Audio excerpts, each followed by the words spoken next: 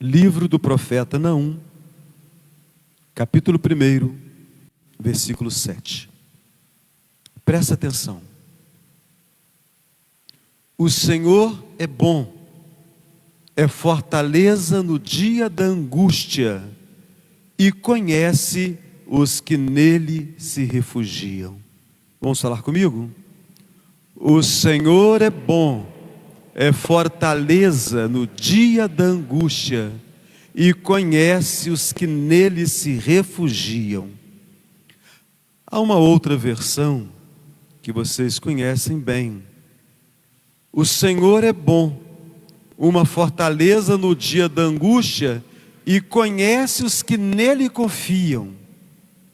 Abaixa a cabeça, fecha os olhos. Graças te damos, ó Deus. Fala conosco pela tua graça e favor.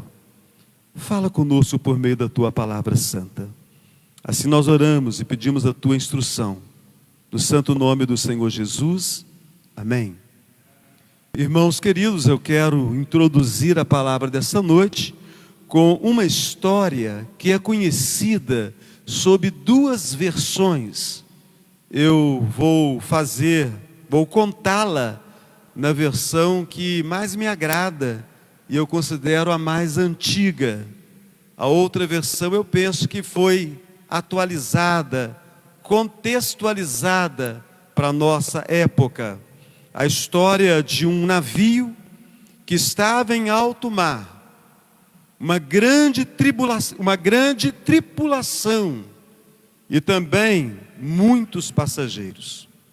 Certa noite, uma grande tempestade no mar, coisa que é possível, e começou então a agitar violentamente aquele navio, a ponto de que muitos pensassem que poderia afundar.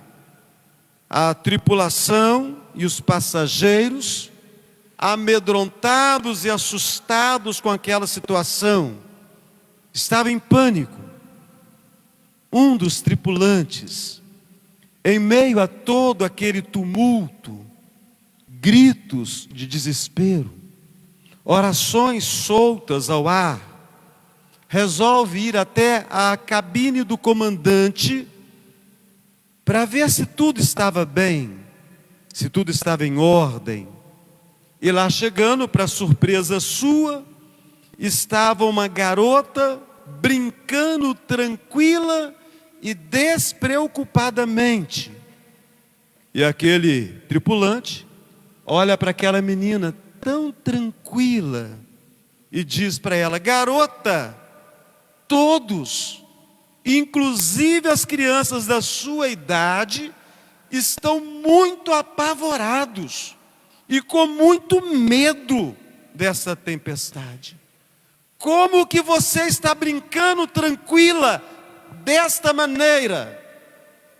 Então a menina teria respondido: é porque eu sei que o meu pai é que está no controle desse navio. Essa história é muito conhecida. Vamos interpretá-la? Por que estava tranquila aquela criança? Vamos interpretar a história. Por que estava tranquila? A criança estava tranquila por duas situações bem experimentadas por ela. Primeiro, porque o seu pai, sendo comandante de um navio, não chegou a ser comandante da noite para o dia. Então ele tinha uma longa experiência de viagens marítimas. E sendo ela já grandinha, ela tinha visto seu pai fazer muitas viagens e havia voltado para ela em todas elas. Então, eis o motivo para que ela estivesse tranquila. Ela sabia que o seu pai já tinha feito outras viagens e voltara. O segundo motivo é que possivelmente não era aquela sua primeira viagem. Ela mesma já havia feito muitas outras viagens com seu pai. Portanto, nessa história fica evidente a nós que a tranquilidade daquela menina era proveniente da confiança em seu pai, na direção daquele navio, baseada na experiência dele, de sempre voltar para ela, ou dela mesma, de sair com seu pai e sempre voltar para casa. Irmãos queridos, o momento histórico da época de Naum foi marcado por tempestades, foi marcado por turbulências, por todas as áreas de Judá. A poderosa nação assíria, dotada com largas forças militares, riqueza econômica, vinha dominando o destino das nações ao redor. E Judá era mais uma dessas nações. Então, quando você lê na Bíblia do Império Assírio, do Império Babilônico, do Império Persa, do Império Macedônico, grego, do Império Romano, não foi uma investida só contra os judeus, foi uma investida contra o mundo da época. E Judá estava num lugar muito privilegiado geograficamente. O centro ali, onde havia um trânsito muito grande, para que o comércio de toda aquela região fosse atendido. Logo, era mais do que natural que Judá, mais cedo ou mais tarde, haveria de ser alvo também daquelas conquistas.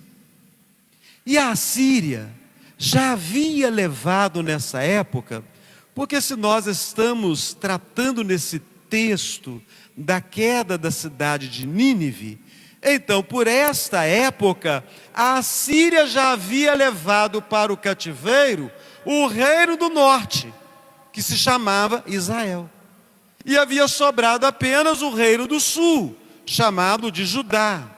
E a Síria cobrando tributo opressivo, infligindo pesada escravidão sobre Judá. Diante dessa situação, o que Judá faz? Judá tem a sua confiança abalada. E Judá então faz aliança com outras nações. E dessa maneira mostra que não confia mais nas promessas de Deus para sustentá-la e para protegê-la. Em consequência de toda esta situação, a vida espiritual de Judá se definhava, e a sua segurança era constantemente posta em perigo por Nínive, a capital da Assíria. Irmãos, irmãs, diante de tudo isso, o que fica evidente para nós, Silane, é que a confiança em Deus passou a ser questionada. E perguntas como essas que eu vou fazer agora para vocês, que eu vou apresentar a vocês, com certeza eram feitas naqueles dias. Teria Deus se esquecido de Judá? Eis uma pergunta. Outra pergunta: por que esta ímpia Assíria prospera? E por que o povo santo do Senhor Judá sofre? Seriam as promessas de Deus inúteis para Judá? Então, irmãos, por falta de uma resposta segura a essas perguntas, o desespero, a insegurança, a desconfiança invadiram o reino de Judá. Nesse contexto de turbulência e tempestade, surge o profeta chamado Naum. Surge o profeta chamado Naum. E o seu discurso, o seu brado é forte. Nínive cairá. Esse é o brado do profeta. Das características que foram atribuídas a mim ontem, uma delas foi a de ser rigoroso. quem dera, preciso ser mais, quem dera. Os profetas eram rigorosos, raça de víboras, confrontavam, nada de fazer vista grossa. Deus tem que ser levado a sério. A palavra é: Nínive cairá. Nós podemos observar então que haviam dois propósitos na profecia de Naum. Primeiro, predizer a destruição de Nínive por causa de seus pecados. Segundo, fazer retornar a confiança de Judá. Então, essa palavra profética, Nínive cairá, é uma palavra dura para Judá. Eles não estão confiando em Deus. Então o profeta faz retornar a confiança do povo, mostrando que os seus opressores já não mais passariam por sobre Judá. O jugo dos seus opressores seria quebrado. Nínive foi destruída no ano 612 a.C. Logo, quando escreveu Naum a sua profecia? Ele escreveu a sua profecia num período aproximado a essa data. E eu gostaria de pensar, meus irmãos, sobre o impacto desse texto.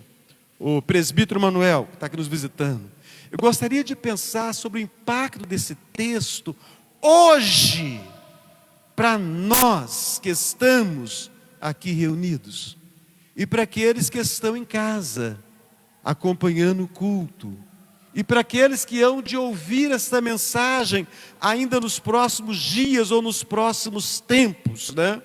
Então eu gostaria de pensar sobre o impacto desse texto na nossa vida hoje. Eu comecei contando uma história bem conhecida e simples. Eu havia dito para os adolescentes ficarem atentos a duas histórias. Então a primeira foi contada, uma história muito simples, uma história bem conhecida sobre uma tempestade. Tempestades assustam, né, Andréia? Tempestades assustam. Os apóstolos passaram por duas grandes tempestades. Jesus encontrou-se com eles andando sobre as águas em uma delas. E noutra, Jesus estava com eles, dormindo no barquinho. Então, tempestades na Bíblia falam de quê, Humberto? Tempestades na Bíblia falam de tempos difíceis. Tempestades falam de adversidades. De repente você está passando por uma tempestade. Ou você conhece alguém que esteja passando por uma tempestade. Um momento difícil. Os ventos estão muito fortes. A chuva, o barulho dela está assustador, aterrador. É o barulho provocado pelo trovão. É a luz provocada pelos raios. Em segundo lugar, se os discípulos passaram por tempestades, meu querido Breno, por que você não passaria? Porventura é melhor do que eles? Por que, Vitória, você não passaria também pelas tempestades? Meus irmãos queridos, o mundo no qual nós estamos inseridos é um mundo cheio de pecado e maldade. A Bíblia diz que o mundo jaz no maligno. Então, depois daquelas tempestades pelas quais passaram eles, nunca mais, quem dera. A prova que eles passaram por outras tempestades, no Evangelho de João, no capítulo 14, nós temos uma fala de Jesus para alertar os discípulos sobre as dificuldades da vida, da caminhada cristã. Jesus diz assim para eles: Lion, não se turbe o vosso coração, não se turbe, não fica perturbado não, não fica ansioso não. Minha filha, você que é psicóloga, eu vou falar isso com quem está calmo. Não se turba, não. Mas eu estou calmo, eu estou tranquilo. Eles não estavam tranquilos. Eles estavam muito angustiados. Haviam passado por tempestade, mas outras maiores eles iriam enfrentar. Mais à frente, no mesmo Evangelho, no capítulo 16, Jesus diz um outro texto que nós conhecemos muito bem: estas coisas vos tenho dito, para que tenhais paz em mim. O que Jesus havia dito, Meire? Que o mundo do crente ia ser uma maravilha, que o cristão ia viver o paraíso aqui na terra. Não. Olha o que Jesus tinha dito para eles: no mundo passais por aflições. É isso aí, Rodrigo. É isso aí, Melissa. No mundo passais por aflições, mas tende bom ânimo, eu venci o mundo.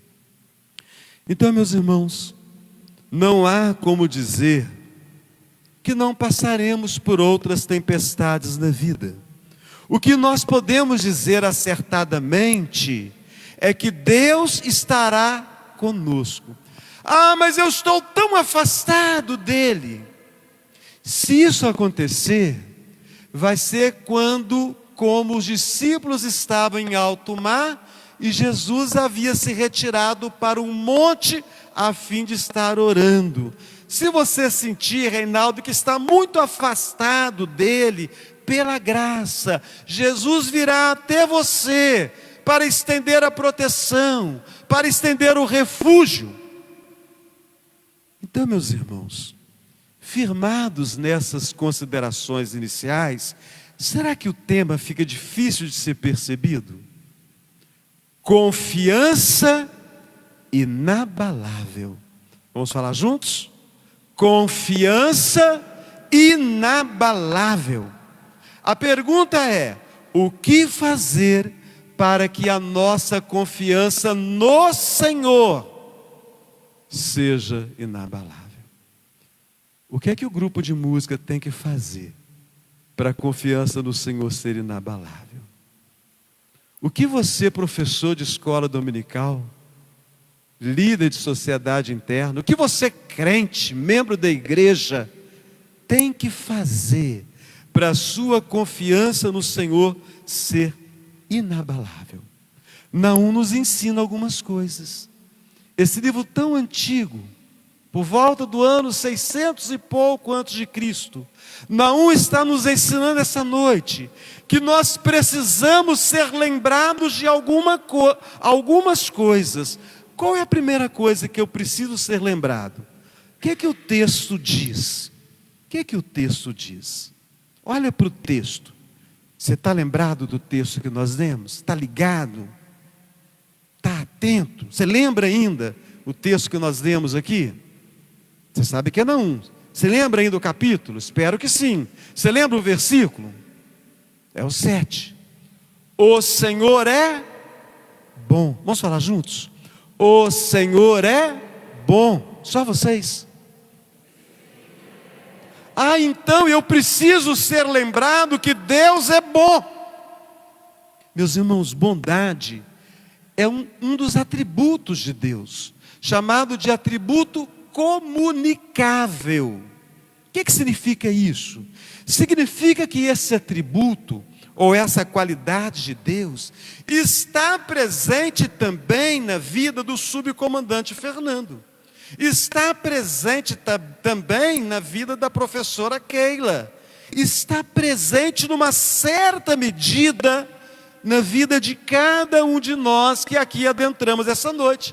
Então eu posso dizer sem medo algum para a Ariana: minha filha, você tem bondade no seu coração. Você é uma pessoa boa. Andréia, você é uma pessoa boa. Doutora Bárbara, você é uma pessoa boa. No entanto, você e eu, irmãos queridos, estamos sujeitos, vez por outra, a fazer coisas más. E sabe de uma coisa? nós temos feito. Nós não só estamos sujeitos, nós temos feito algumas coisas más, ou em ação, ou em omissão, ou falando, ou pensando. E pessoas boas, pessoas nas quais nós confiamos muito, algumas vezes, né, Cristiane, nos fazem um mal. Não esperava isso de fulano, mas que inocente, que crente fraco, que crente tolo, que crente desconhecedor das Escrituras. Não há justo, nenhum sequer, bom é somente Deus. Com Deus não é assim, porque Deus é totalmente bom. Então, quando tratamos desse atributo de Deus, nós não estamos falando algo meramente teológico ou algo distante de nós, mas nós estamos falando de um atributo presente e que nós podemos experimentar a cada instante da nossa vida, para que eu tenha plena confiança de que Deus será sempre bom. Primeiro, eu preciso reconhecer que a bondade de Deus é diferente da minha. A bondade de Deus faz parte da sua essência, faz parte daquilo que Deus é. Não é como é visto nos homens. Nós somos movidos por circunstâncias. A Rafaela tem momentos que ela é uma boa pessoa, mas podem ter alguns momentos em que ela venha a ser uma má pessoa, e ainda assim ela é uma pessoa boa. Então, meus irmãos queridos, o nosso Deus, Ele não é movido por circunstâncias. Apesar do pecado que eu cometi hoje, apesar do pecado que você cometeu hoje, apesar de não levarmos Deus tão a sério como nós deveríamos, apesar de não encararmos a palavra de Deus como deveria ser, buscai, pois, em primeiro lugar o seu reino e a sua justiça, apesar disso, Ele vai continuar sendo bom com você, meu irmão, minha irmã. Não tem hora que Deus é bom e Deus não é bom. Originalmente, Deus sempre é bom. A Bíblia tem muito a nos falar sobre a bondade de Deus. O Salmo 52 nos afirma que a bondade de Deus é infinita. Traz paz ao seu coração isso? A bondade de Deus é infinita. No Salmo 119 nos diz que Deus sempre faz o bem. Então você está passando por algum mal, alguma aflição? Deus sempre faz o bem. No Salmo 145 nos diz que Deus é bom para com todos. O Salmo 33, versículo 5, a maioria de vocês conhecem: a terra está cheia da bondade do Senhor. Nós podemos ver isso na providência de Deus. As estações do ano, as chuvas, o sol, tudo cooperando para a glória de Deus e para o nosso bem. E nós, Daniel, que somos uma sociedade rural, nós vemos esse agir de Deus na natureza muito mais do que aqueles que fazem parte de uma sociedade urbana. No Novo Testamento, no Sermão do Monte, Jesus nos exorta a não andarmos ansiosos de coisa alguma. O que nós podemos aprender com isso? Que assim como Jesus é bom com a natureza e não deixa nada faltar aos pássaros, assim Deus é com a criatura a qual Ele fez a sua imagem e semelhança. Nós, coroa da criação de Deus, Deus se preocupa com todos os nossos problemas. Pedro Augusto, sabe aquele probleminha pequenininho? Não vou nem pedir oração, não. Não vou ocupar Deus com isso, não. Aquele probleminha tão pequenininho, Deus se importa, Deus se preocupa. No Salmo 116, o salmista exulta: que darei ao Senhor todos os seus benefícios para comigo. Deus é tão bom que Ele exulta maravilhado com esse cuidado de Deus na sua vida. Então eu pergunto para você, quantas ações da bondade de Deus você tem experimentado?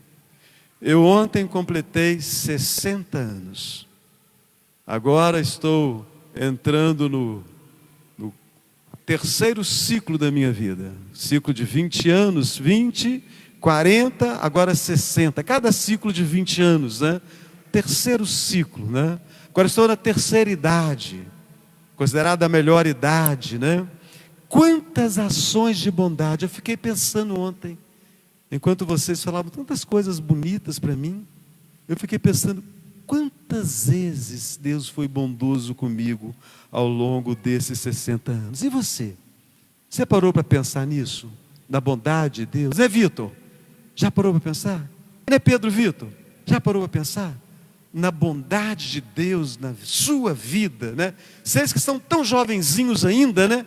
Quanta coisa boa Deus tem feito com vocês. Eu creio que diante da opressão que Judá estava passando, a confiança começou a ficar abalada. Por isso o profeta começou a alertar que mesmo diante daquela situação, Deus é bom e Deus ia agir a favor de Judá. O que fazer, Dâmaris, para que a sua confiança em Deus permaneça inabalável? Primeiro, você tem que lembrar que Deus é bom. Em segundo lugar, nós precisamos lembrar que Deus é a nossa fortaleza. Deus é a nossa fortaleza. O Senhor é bom. O Senhor é fortaleza. Vamos falar juntos? O Senhor é fortaleza. Só vocês? O povo de Judá, devido ao estado que estavam vivendo, opressão pelos assírios, tributos altos cobrados, eles se questionavam quanto a Deus estar protegendo aquela nação e aquela situação. Então havia muita angústia diante daquele povo.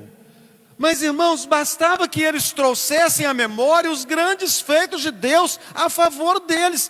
Quantas vezes Deus já havia agido a favor de Judá?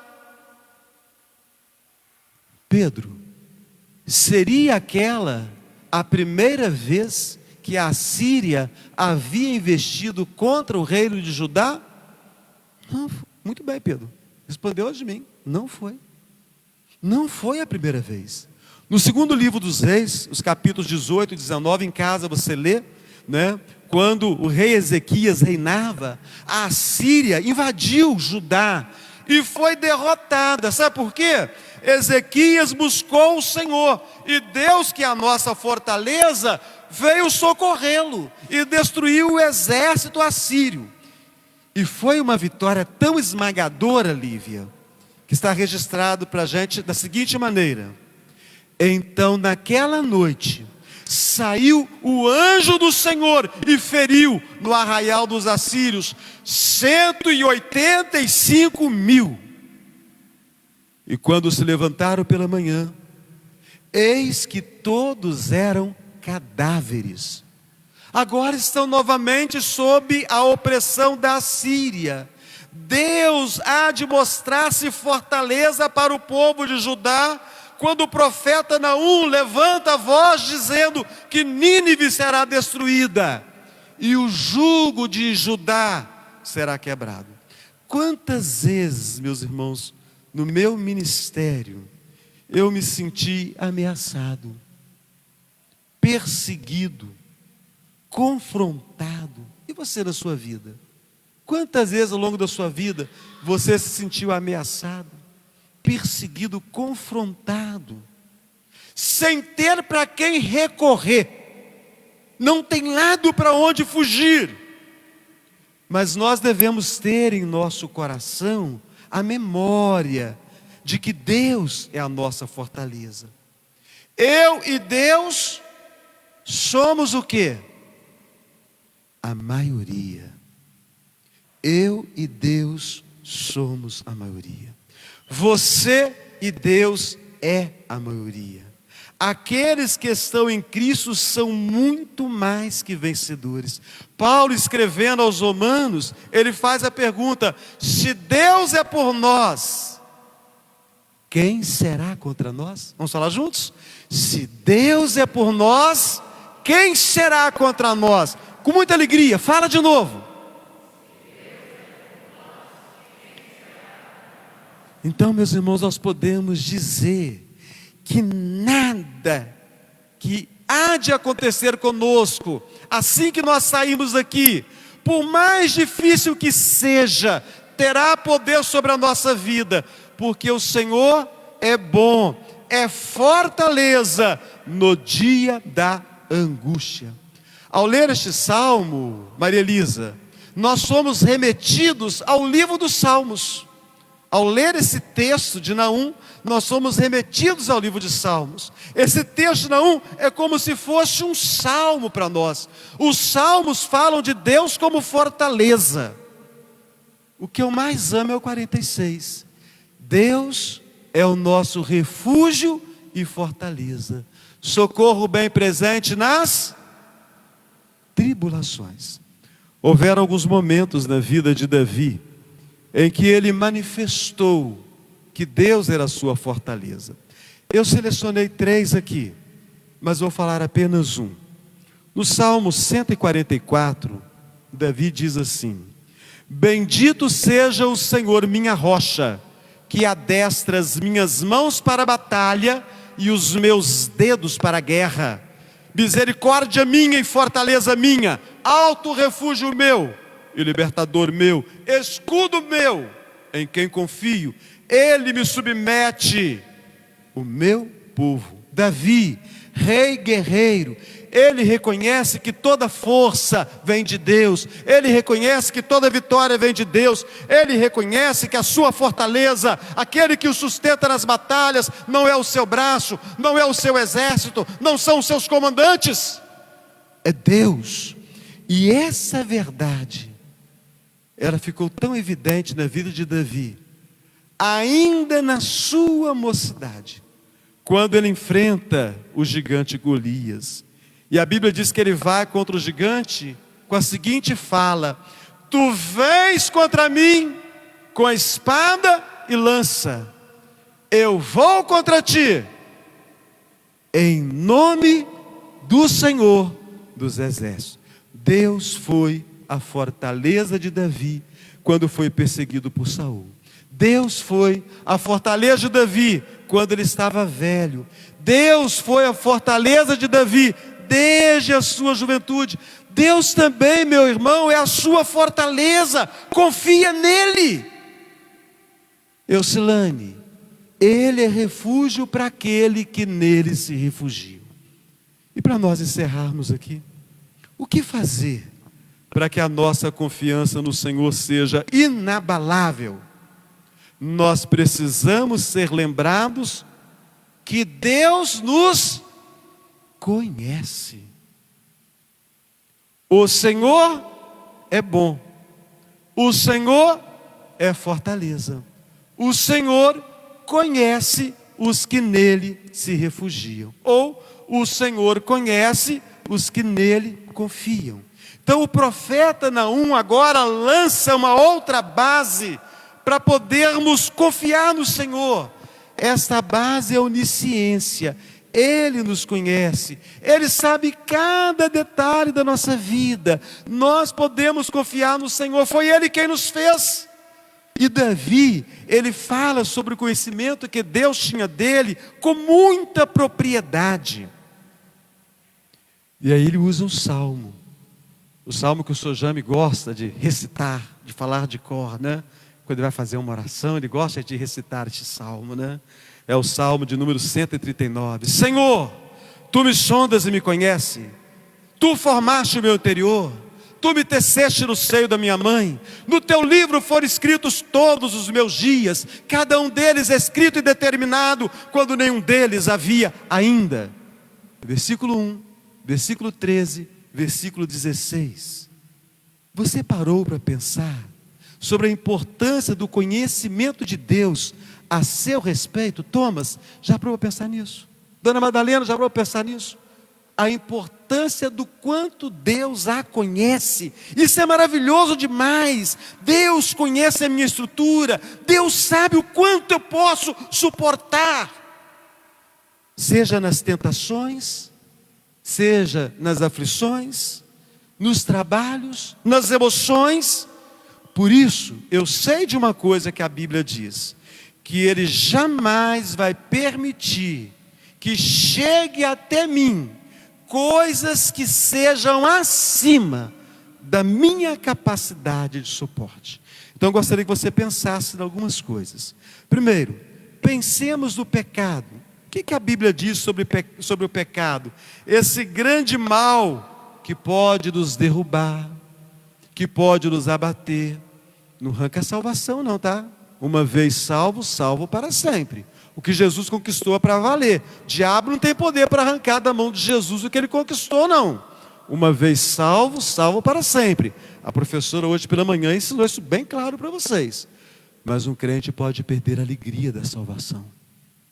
Tem muito crente triste por aí. Muito crente cabisbaixo. Muito crente que anda derrotado.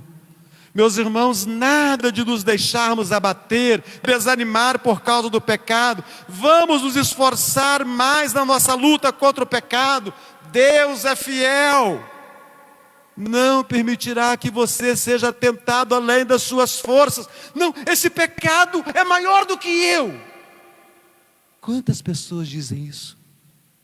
Esse pecado é maior do que eu. Eu não consigo, esse pecado é mais forte do que eu. Deus é fiel. Não permitirá que sejamos tentados além das nossas forças. É a palavra de Deus que diz isso. E o salmista no Salmo 103, ele conhece a nossa estrutura. Sabe que somos pó. Gente, que Deus maravilhoso. É muito fácil pisar em quem está caído. Tem gente que gosta de pisar em quem está caído. Né? Chutar cão morto é fácil, né? Vai chutar um pitbull, né? Vivo. Chutar cão morto é fácil. Pisar em quem está caído é fácil. Mas que coisa linda. A palavra diz: Ele conhece a nossa estrutura e sabe que somos pó. Apresenta o seu pecado a Deus. Pede para Ele ter misericórdia de você. Ele vai te fortalecer na luta contra o pecado que tem te assediado, que tem te envergonhado, que tem te afastado da casa do Senhor e principalmente da comunhão maravilhosa, da mesa santa, a ceia que o Senhor Jesus mesmo instituiu para o meu bem e para o seu bem. Pensemos agora no trabalho do nosso Deus. Você sabe que alguns personagens da Bíblia se acharam muito incapazes. De repente você se acha muito incapaz. Está faltando professor na escola dominical. Está faltando liderança na igreja. Esse ano é ano de eleição. Tem eleição para oficiais esse ano. A igreja precisa de mais líderes. A igreja precisa de pessoas que venham à frente para o trabalho. Eu não tenho condições. Quem sou eu? Eu não tenho condições de ser um presbítero, de ser um diácono, de ser um pastor, de ser um pregador, um professor. Eu não tenho condição de cantar, de tocar, de ensinar. Meus irmãos, Moisés, ele também achava que não tinha condições. Ele disse: quem sou eu? De repente você tem dito muito isso ultimamente. Quem sou eu? Moisés disse: quem sou eu? E o Senhor usou Moisés dizendo: eu serei contigo. Então, se porventura você tem dito muito isso ultimamente, quem sou eu? Deus sabe que você é pó. Deus está falando com você essa noite de uma forma muito clara: eu serei contigo. Você lembra de Gideão? Gideão, ele tinha aquela síndrome, que vitimismo, né? Ele disse assim: ai, Senhor meu, com quem livrarei Israel? A minha família é a mais pobre, eu sou o menor. Nossa, que coisa chata, cansativa, esse crente miserável. Coitadinho de mim, eu sou tão pobrezinho, eu sou tão coitadinho, aí não tenho condição de fazer nada, eu sou o piorzinho da igreja. Você deu uma relia, ouvi um negócio pavoroso, uma abominação dessa. Aí o Senhor fala para Gideão: eu hei de ser contigo, e tu ferirás os midianitas como se fossem um homem só. Jeremias: ah, Senhor, não passo de uma criança. Ele não tinha preparo, não tinha maturidade. É que está falando. Tem crente que não vai amadurecer nunca. Vai ser criança a vida toda. Vai dar trabalho para tudo quanto é pastor que passar pela igreja. Vai ser o crente problemático a vida toda, infantil. Qualquer coisinha, pronto, já fez biquinho, já afasta da igreja, já faz cara feia. Não digas, não passo de uma criança, porque a todos a quem eu te enviar irás, e tudo quanto eu te mandar falarás. Isaías: ai de mim, estou perdido. Indignidade, esse é um bom sentimento. Sou pecador, sou homem de lábios impuros. Meus queridos irmãos, que o nosso bondoso Deus te ajude. No Evangelho de Mateus, as Escrituras dizem que Deus dá talento a cada um segundo a sua própria capacidade. Ah, eu quero ser um pregador. Começa a pregar. Começa a pregar em casa, para a família. Começa a pregar para os vizinhos. Começa a pregar para... Ah, eu quero ser um professor. Começa a estudar a sua revista, né? Vem para a escola dominical com a revista estudada, com a lição lida. Se o professor passar mal, você estudou a sua lição. Se eu vou para frente, eu vou ajudar a resolver o problema dessa lição hoje, né? Sabe cantar? Tem voz para cantar? Porque tem que ter voz, né, gente? Eu não tenho voz para cantar. Então, tem voz para cantar? Procura um grupo de música, faz um ensaio. De repente, esse é o seu ministério, que bênção, né? O grupo agradece, que coisa boa, né? Pessoas que tenham habilidade para cantar, para louvar a Deus. Voltando à história daquela criança, filha daquele comandante, aquela história que eu contei aqui logo no início, né? Que confiou no pai, o pai era o comandante, o pai que era o piloto daquela embarcação. Eu gostaria, meus irmãos, que nós essa noite lembrássemos de quem é o comandante, quem é o capitão, quem é o Senhor. Não é o pastor César, é o nosso bondoso Deus, é o nosso amado Jesus, é o bondoso Espírito de Deus que habita em nós. Uma história que nos mostra que Deus é bom, que Deus é fortaleza e conhece os que nele confiam, é a história do rei incrédulo e do súdito fiel. Já ouviu essa história? O rei incrédulo e o súdito fiel. O súdito fiel, ele vivia dizendo: Deus é bom. E o rei ficava ouvindo aquilo. E aquele súdito: Deus é bom. E aquele rei poderoso, mas orgulhoso e incrédulo, não acreditava em Deus, não acreditava que alguma coisa boa pudesse ser tirada das tragédias da vida. E aquele servo fiel a Deus, aquele escudeiro temente a Deus, sempre repetindo que todas as situações, boas ou ruins, né? Sempre repetindo a mesma coisa: Deus é bom, tudo que Deus faz é perfeito. É a Bíblia, né? Todas as coisas cooperam para o bem daqueles que amam a Deus. Então um dia, durante uma caçada, o rei se feriu gravemente. E então foi necessário, nesse ferimento, machucou a mão, foi necessário amputar um dedo da mão direita. E o rei ficou revoltado e cheio de raiva. E ele gritou para o seu escudeiro: onde está a bondade de Deus agora? Eu perdi o dedo. Ao servo olhou para o rei calmamente: meu rei, Deus é bom, tudo o que Ele faz é perfeito. O senhor talvez não entenda agora, mas um dia o senhor vai compreender. O rei ficou muito furioso com aquilo. Lança esse servo na prisão. Eu perdi o dedo, ele vem falar que Deus é bom, que tem alguma coisa boa. Manda esse servo para a prisão. Algum tempo depois ele saiu para caçar. O servo fiel não estava com ele, estava na prisão. Durante a caçada, ele foi capturado por uma tribo de canibais. Levaram-no ao altar para o sacrifício. Na hora do sacrifício, estava faltando um dedo da mão. Ou seja, aquela oferta não era pura. Eles tiveram que expulsar aquela oferta do acampamento. Não só não servia para ser oferecida ao Deus deles, mas estava contaminando todo o acampamento e precisava ser retirada. E assim ele salvou a sua própria vida. O rei, profundamente abalado e grato por ter escapado, retornou ao palácio e mandou soltar o servo. Ao reencontrá-lo, disse: meu amigo, agora eu entendo que Deus realmente é bom. Se eu não tivesse perdido o dedo, eu teria sido morto pelos canibais. Mas me diz uma coisa: por que você não se revoltou por ter sido preso injustamente e ter ficado em prisão todo esse tempo? O nó de baiano: meu rei, meu rei, Deus é bom, tudo que Ele faz é perfeito.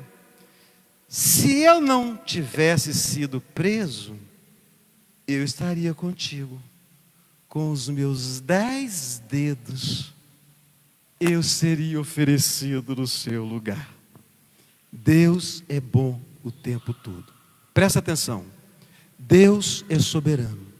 Mesmo quando você não entende, Deus tem um propósito. Pode ser que você não está entendendo algumas coisas que têm acontecido a você. A sua mente, o seu coração, até mesmo em relação à saúde, em relação a finanças, relacionamentos. Segundo lugar, a fé verdadeira confia, mesmo sem compreender. Essa noite é noite de Deus fortalecer a sua fé. A sua confiança precisa voltar a ser como nos primeiros dias. Em terceiro lugar, a fidelidade em meio às provações revela a maturidade. É na hora da provação que você vê quem é crente maduro e quem é crente imaturo. Em quarto lugar, o servo sabe que a vontade de Deus é perfeita, por isso ele está sempre em paz. Você pode estar doente aqui essa noite, em paz para casa. Você pode estar com problema no casamento esta noite, em paz para casa. Você pode estar com problema financeiro e ir em paz para casa. Em quinto lugar, nem toda perda é derrota, e nem toda dor é castigo. Muitas vezes é livramento.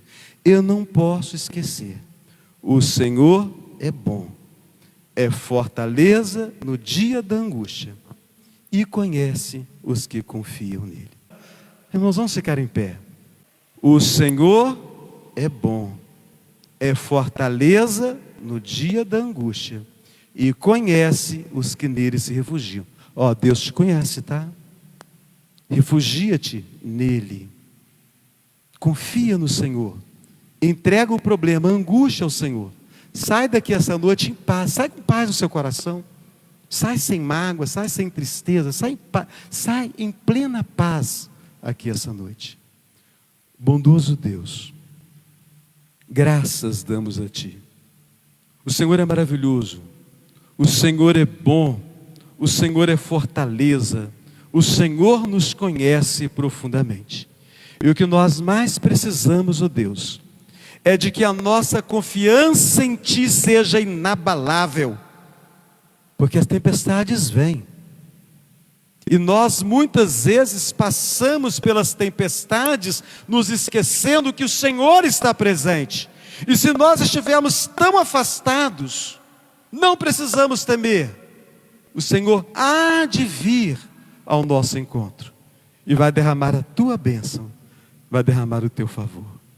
Ó Deus bendito, abençoa sim a vida de todos aqueles que adentraram ao templo essa noite. Agora, Deus bendito, despeça-nos em paz para os nossos lares, para os nossos afazeres, jamais esquecendo quem somos, de quem somos e para onde vamos. E que a graça maravilhosa de Cristo Jesus, que o amor de Deus nosso Pai, que a comunhão terna e eterna do Espírito Santo seja sobre você, meu irmão, minha irmã, e com todo Israel de Deus, desde agora e para sempre. Amém.